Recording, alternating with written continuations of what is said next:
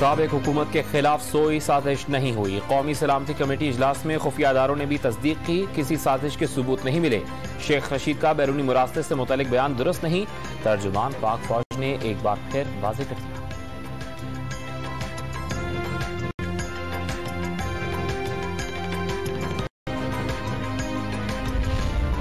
हुकूमत ने पेट्रोल मजीद महंगा करने की तैयारी शुरू कर दी। कीमत में इजाफे का ऐलान कल होगा।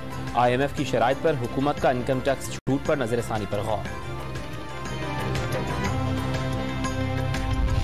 पंजाब के 12 करोड़ आवाम का बजट दूसरे रोज भी डेडलॉक का शिकार। हुकूमत और स्पीकर परवेज इलाही में तनाज़ा शिद्दत इख्तियार कर गया। गवर्नर पंजाब ने असम्बली इजलास बर्खास्त करके कल दोपहर 3 बजे ऐवान इकबाल में तलब कर लिया। स्पीकर परवेज इलाही ने इजलास कल दोपहर 1 बजे बुला लिया।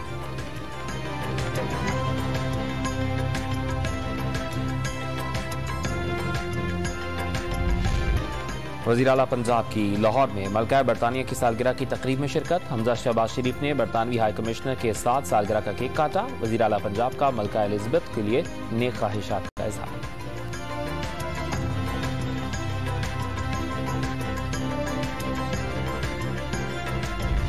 और खैबर पख्तूनख्वा के बेशतर अजला में बुध से तेज आंधी के साथ बारिशों का इम्कान। महकमा मौसमियात के मुताबिक बारिशों और तेज हवाओं का सिलसिला 22 जून तक वक्फे वक्फे से जारी रह सकता है।